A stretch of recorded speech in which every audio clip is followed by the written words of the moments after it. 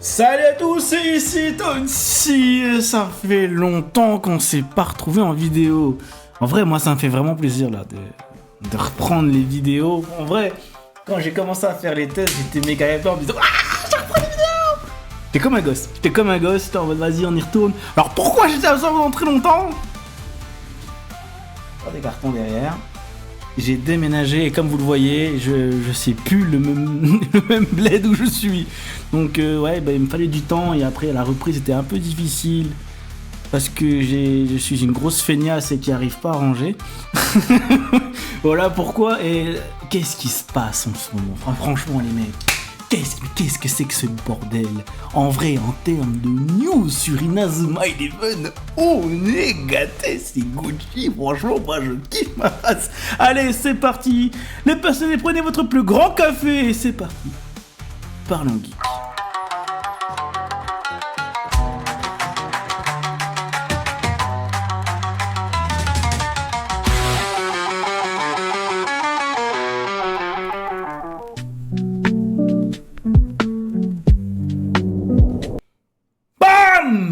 C'est redonné, voilà, on va mettre la musique de fond, voilà, on y est, les gars. Yeah.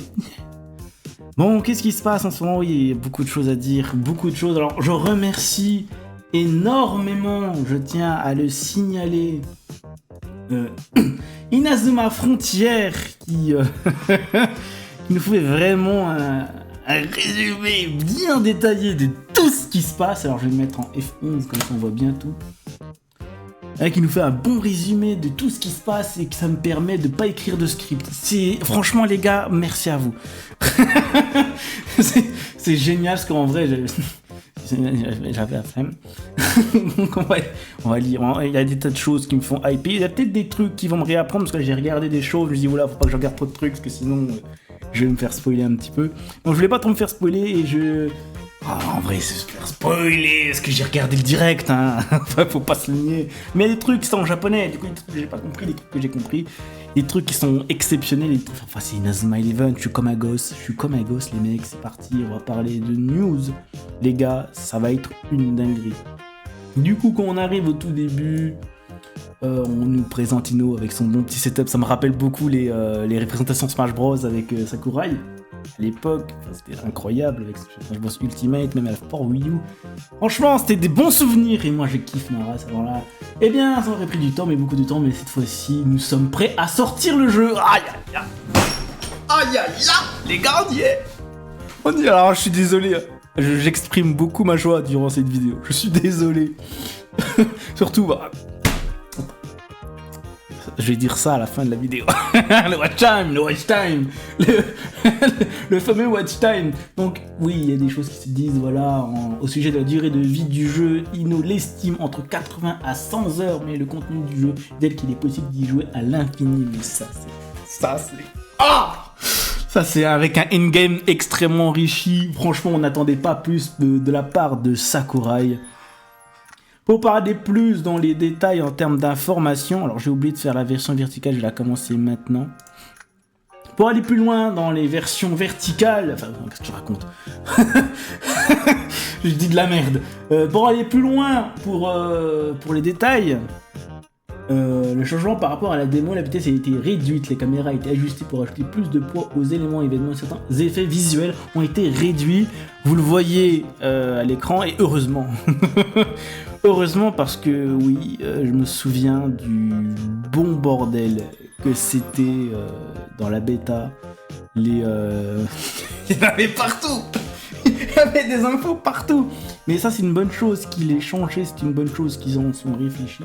Bon, franchement, c'est intéressant, c'est intéressant. Donc ça c'est toutes les news qu'il y a eu par rapport au direct qu'il y a eu la semaine dernière. Je pense que c'est la semaine dernière qu'il y a eu le direct. Je vois par rapport à la démo, les passes en profondeur ont été simplifiées. Dans la démo, elles avaient un bouton dédié et seuls les joueurs avancés s'en servaient. Ok, j'ai pas compris. Maintenant, il n'y a qu'un bouton pour les passes. Il n'y a qu'un bouton pour les passes. Ouais, ok. Non, en vrai, on va plus comprendre en jeu, hein, tout ça. Des trucs qu'on comprendra énormément mieux en jeu. Changement par rapport à la démo. Ajoute du mode auto pour les affrontements en cible. des modes auto, à la façon des anciens jeux qui permettaient de choisir d'attaquer à gauche ou à droite, il serait possible d'appuyer sur LR pour que l'affrontement se fasse automatiquement. Ok, d'accord, je vois le délire. Je vois là où ils veulent en venir. Ouais, on pourra appuyer sur LR, ouais, enfin, voilà. Appuyer sur la Switch, on va appuyer sur les deux boutons pour faire un passe droit ou un passe gauche. Ça fait longtemps que je t'ai pas allumé, toi.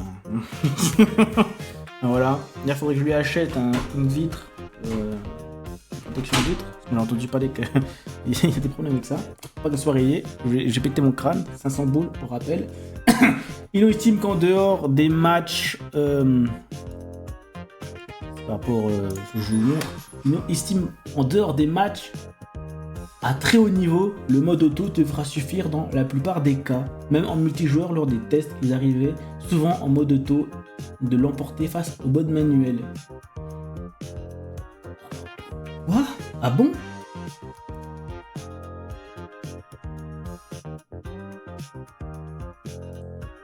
Ah, mais après, il parle par rapport aux habitudes. Le mode manuel était un mode qui a pris une meilleure habitude. Enfin, le mode auto, lui dire une meilleure habitude que le mode manuel. Oh, ça à voir en jeu. Enfin, j'ai pas bien compris. Genre, on choisit gauche-droite nous-mêmes ou pas. C'est ça le délire qui veut nous parler, Ino. Encore un changement par rapport à la démo ajoute des zones d'affrontement. Ah ouais, mais c'est quoi ce délire ? Alors, est-ce que je crois que non, je sais pas. Je suis dans le mauvais endroit pour vous. Je crois que je vous ai montré ce qui arrive après. Et bref, il y aura une zone d'événements qui est montrée dans mon truc précédemment, que je vous avais montré. Mais il y a une zone maintenant dédiée. Après, je vous montre dans la scindée, ça sera plus simple. Voilà, c'est ça concrètement. Une zone d'affrontement. Pour réduire la frustration en défense. Les champs de force atteint l'adversaire qui détient la balle. Cela active un affrontement ciblé. C'est quoi cette merde ? Ok. Ah non, mais c'est encore un truc à voir en jeu. Maintenant, passons vraiment à la suite, qui est ajout du système de sweep pot. C'est quoi le sweep pot ? Pour réduire les temps morts lors des tirs, il est possible de chercher un point idéal indiqué avec une marque cible.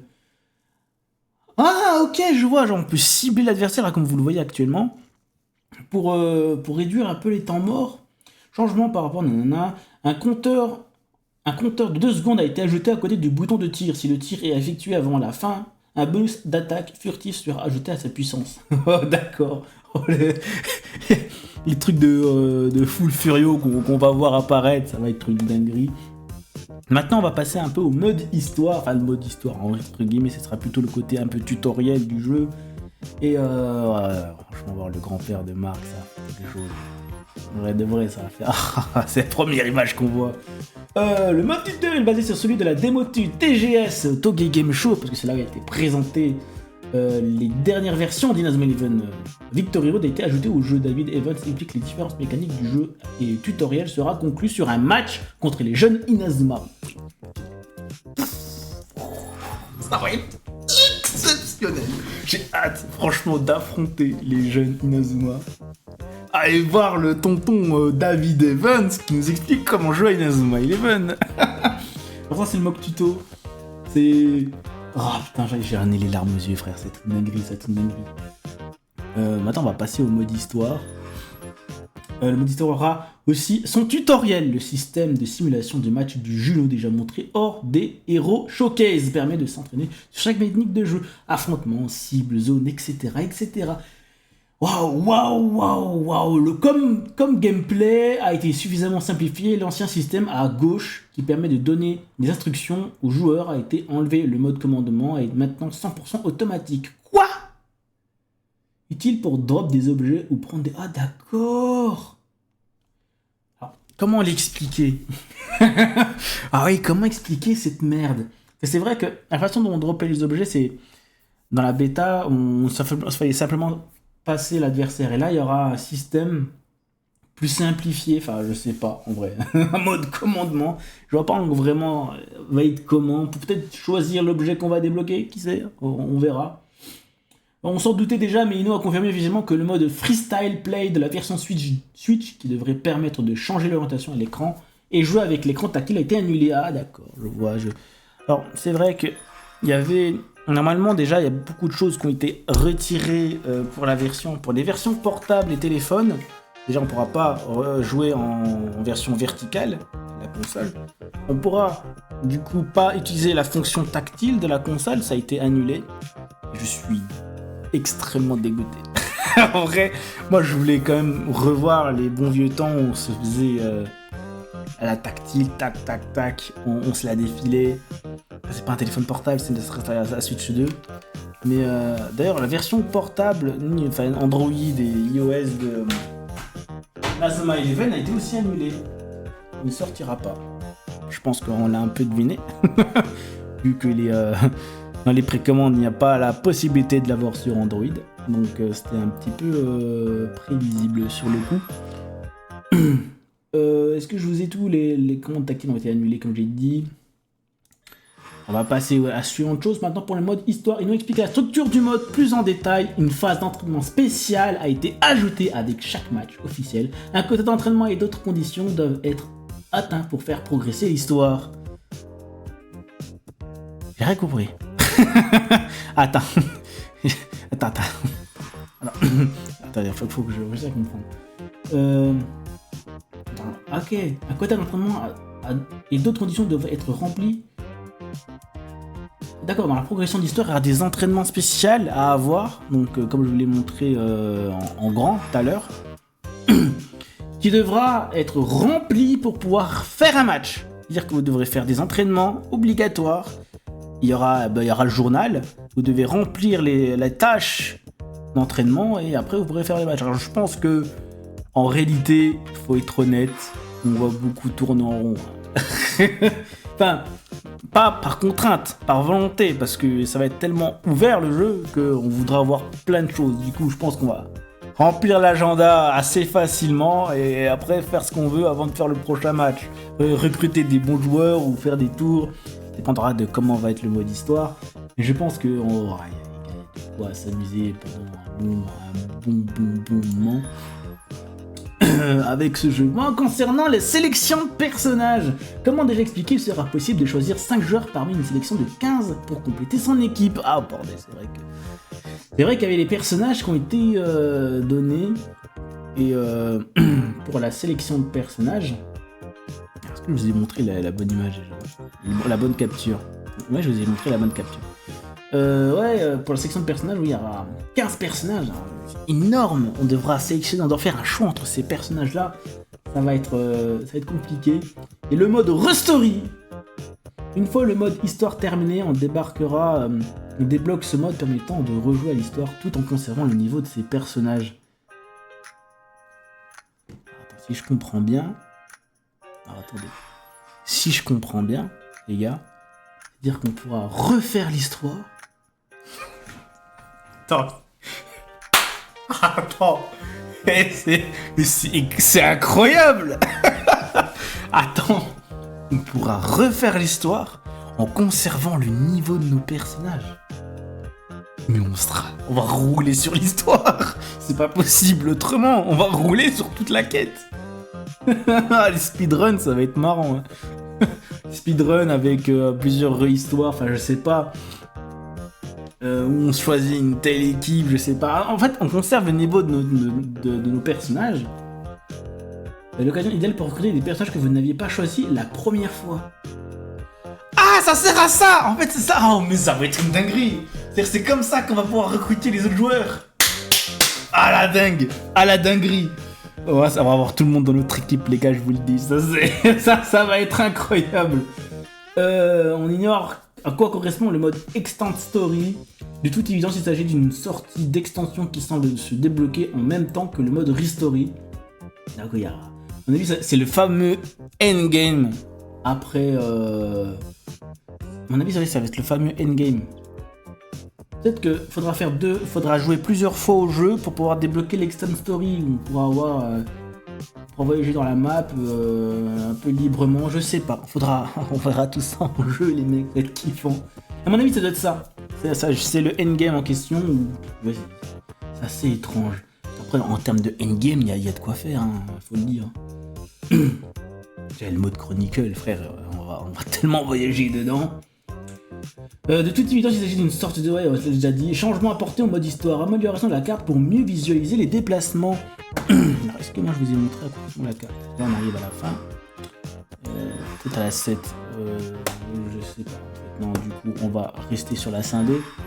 Ouais, du coup, amélioration du mode de la carte pour le mode histoire. D'accord. Elle est magnifique. Ah, franchement, elle est magnifique. Et ça sera plein de petites zones comme ça qui vont être débloquables dans le jeu. Incroyable. Ah, franchement, il y a toujours ce côté pierre feuille ciseaux de mes couilles là.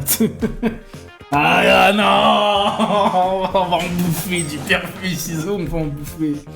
Tout qui sera peut-être amélioré pour la version définitive. Ah, je l'espère, les gars, je prie. Je prie énormément qu'il soit amélioré. Franchement, il inclut l'histoire de IE. Attends. Au lancement du Chronicle mode, si vous vous souvenez, je vous le montre là. Au lancement du Chronicle mode, il inclut l'histoire de Inazuma Eleven 1 à Chronostone. Tous les matchs de l'anime et des films seront présents, à l'exception du film Inazuma Eleven Go versus Denbel Sekai W, qui sera ajouté plus tard une fois des questions de droit résolues. Mais quoi? Alors si je comprends bien, là, faut le résumer, si je comprends bien, le film Denbel Sekai et Inazuma Eleven Go versus Denbel Sekai W a des problèmes de droit d'utilisation. C'est pour cela qu'on n'aura pas ça. Du coup, Flora, on l'aura pas Day One. Ah, c'est un personnage qu'il faut absolument que j'ai. Flora, c'est un de mes personnages favoris. Il faut que je réussisse à l'avoir. Donc ça sera plus tard. Avec le plus vite ça va faire. Vraiment, le plus vite ça sort. Après, on nous parle pas d'Inazuma Eleven Galaxy et ni d'Inazuma Eleven Ares et Orion. Donc peut-être qu'Inazuma Eleven Ares et Orion seront là. Là, pour l'instant, il n'y a que le film d'Enbel Sakai qui a été concerné. Voilà, il n'y a pas une Inazuma Eleven Galaxy. Déjà, dessus, il n'y a pas une Inazuma Eleven Galaxy. Ares Orion, on ne sait pas. On ne sait pas, mais je pense qu'ils ne sont pas là dès le début, même si on a eu des personnages d'Ares Orion dans la bêta. Ouais, c'est le cas. Hein. On a eu des personnages d'Ares Orion dans la bêta, oui. Je pense que je les ai même pas testés dans la bêta pour vous dire à quel point ils sont importants pour moi. Ouais, du coup ils sont pas disponibles à l'arrivée. Faudra pas vous préparer à les avoir. Du coup, ouais, la Road Galaxy sera ajoutée en DLC un mois après la sortie de décembre. Ares et Orion arriveront quant à eux dans les 3 mois suivant la... Ah ben voilà, on a la réponse. Ares et Orion arrivent 3 mois après la Galaxie. Ça va être long. Janvier, février respectivement. D'accord, ok, alors du coup la première chose qu'il va avoir c'est Galaxy. Enfin, et on aura l'honneur de jouer vraiment Galaxy avec une VF détente. Descend sur Inazuma Eleven, mais j'ai tellement hâte. J'ai hâte de me revivre Galaxy. Vraiment Galaxy cette fois-ci, sans utiliser une méthode détournée, tu vois, parce que j'ai Galaxy sur ma Nintendo DS, mais en vrai, il n'est pas vraiment joué, faut être honnête. Voilà, j'ai un peu modé, enfin voilà, j'ai vite fait le mode histoire, sans plus. C'est peut-être le seul jeu que j'ai rushé en vrai parmi Inazuma Eleven.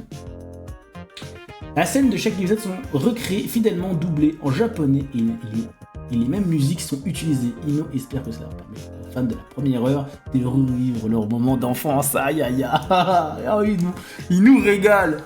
Après avoir fini le match Chronicle, il faudra refaire le match avec sa propre équipe. Non mais... Heureusement qu'il y a ça. Heureusement qu'il y a cette fonctionnalité.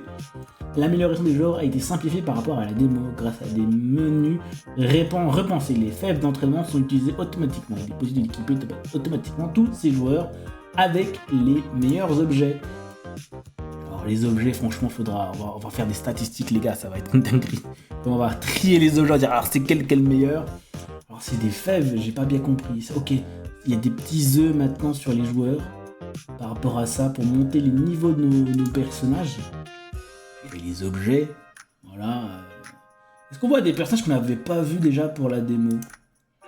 Le roi Nathan, je suis con, mais déjà les petites icônes, on voit des personnages qu'on n'avait pas vus déjà. On voit des Kibli, on voit Madi, d'ailleurs qui s'appelle Millie, hein, ça c'est une... J'en reviendrai sur ce cas-là, On voit aussi des scouts caractères, c'est marrant. C'est marrant. Et déjà, Tableau des compétences permet de customiser chaque personnage, chaque planche, des emplacements à remplir avec des faits techniques. Ah, avoir des nouvelles super techniques, c'est là-dedans que ça se passe.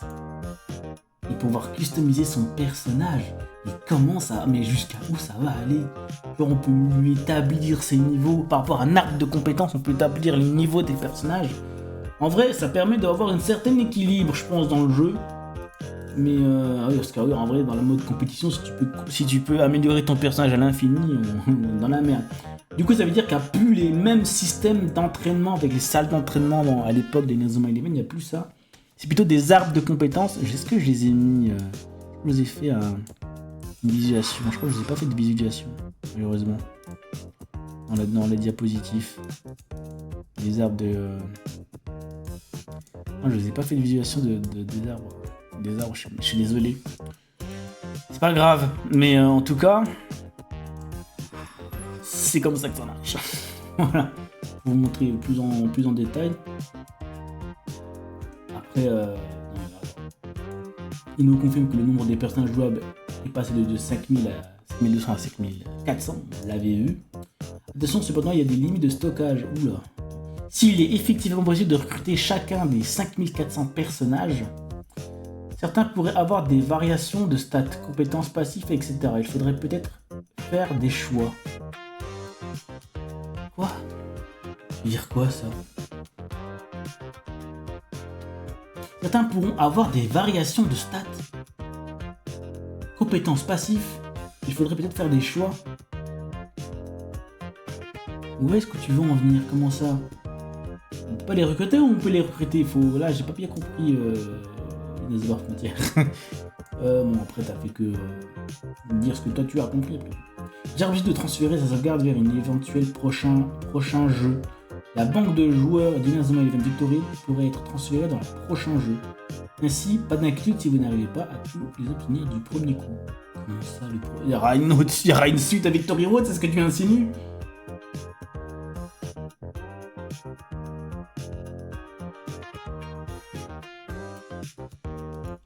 J'ai pas bien compris. Alors ça c'est quoi? Concrètement, ça c'est quoi?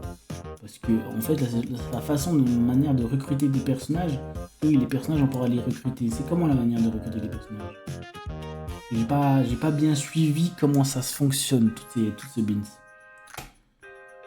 Pour ceux qui ne voudraient pas utiliser leur propre équipe, ce mode proposera des équipes très définies, l'occasion de faire interagir des équipes improbables disponibles à la fois en solo et en multijoueur. Mais j'espère qu'il y aura plus d'équipes. Alors déjà, tu sous-entends qu'on pourra jouer avec nos équipes définies en multijoueur. Mais est-ce qu'il y a cette possibilité dans le multijoueur local? Parce que là, le multijoueur local, pour moi, s'il n'y a que ça va... Non, faut pas. Faut qu'il y ait... Je pense qu'il y aura un plus gros roster en multijoueur local, c'est pas possible. C'est pas possible autrement. Et il paraît qu'il y aura même des interactions inédites entre certains personnages. C'est déjà vu une interaction assez impressionnante entre Beta et Xavier, sachant que la texture de Beta est un petit peu baveuse là. Ah, je vais pas vous montrer. Bah, c'est pas grave. Pour la suite, les matchs en 2v2, les coéquipiers alternent entre contrôle les joueurs et place de zone de boost. Sont quelle équipe attaque ou défend? En mode 2v2 complet où chacun contrôle un joueur, également en développement pour une future mise à jour. Ok, le multijoueur, j'ai l'impression que le multijoueur local n'est pas encore vraiment au point.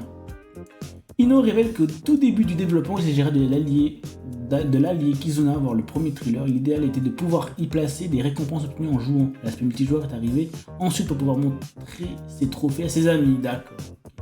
J'ai pas bien saisi tout ce qui se passe, mais grosso merdo, ouais.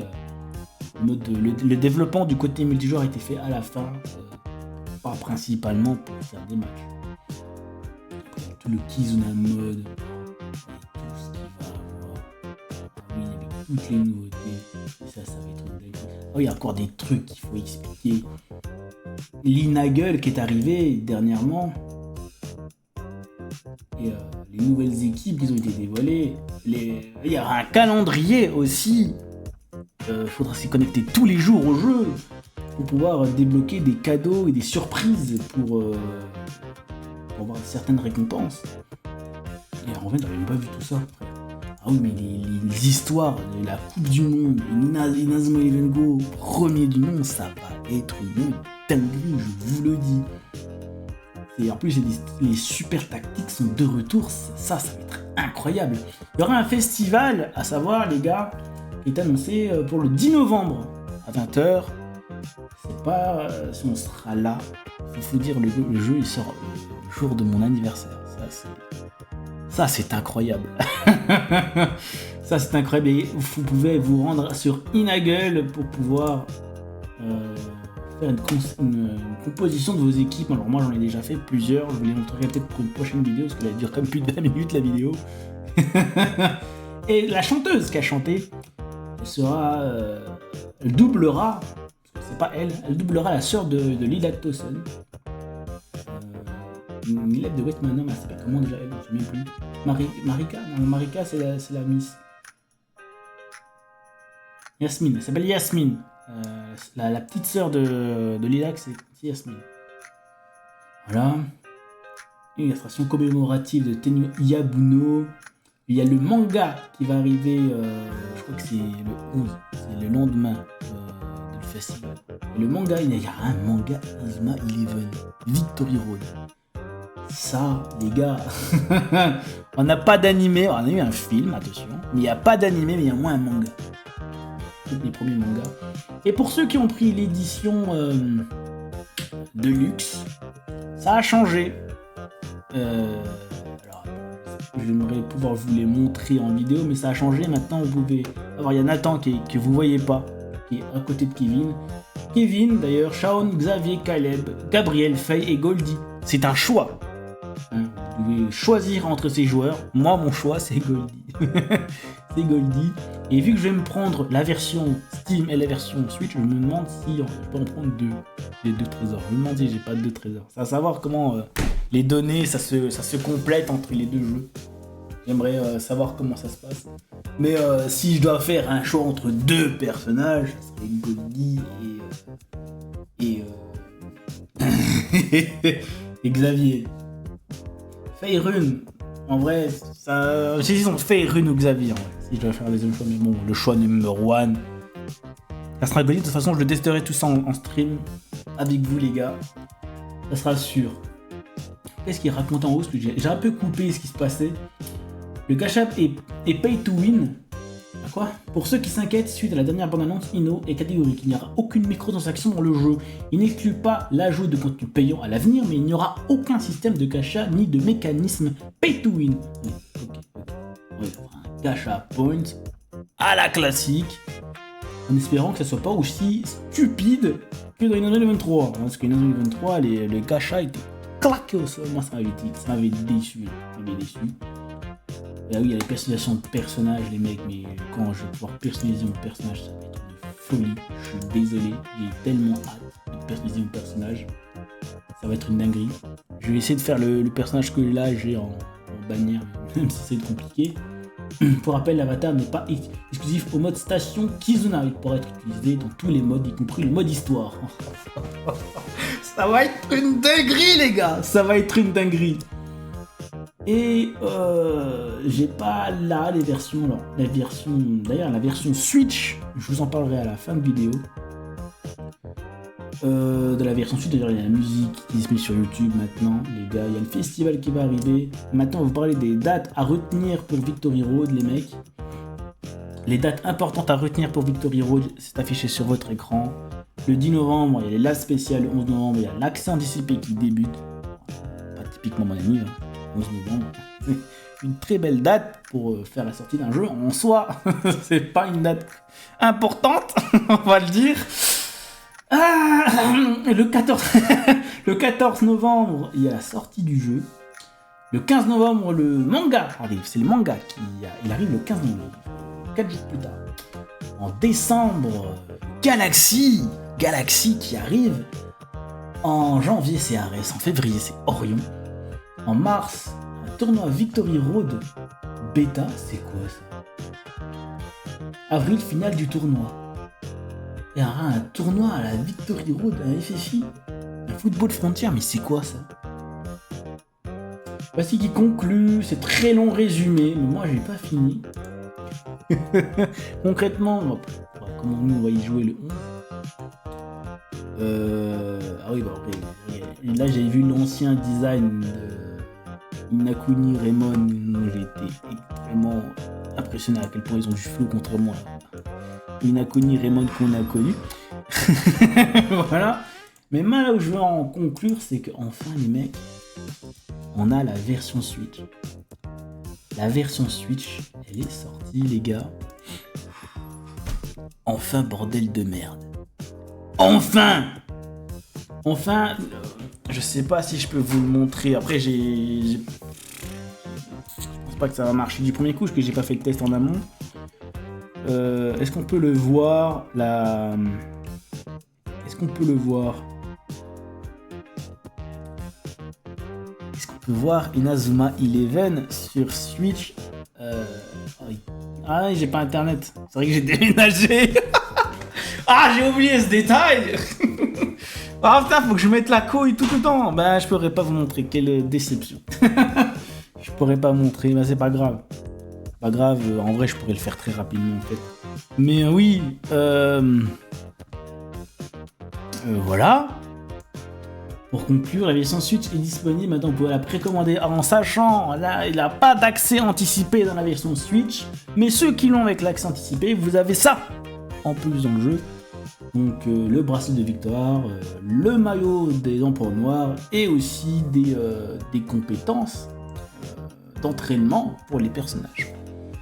Après voilà, si vous prenez la version du Deluxe, vous avez le choix entre les personnages qui a déjà été cité, vous avez une célébration Victory Jump, un équipement qui est celui d'Axel en vrai, voilà, ça peut être un type d'Axel, le jeu de base qui est caché, c'est normal.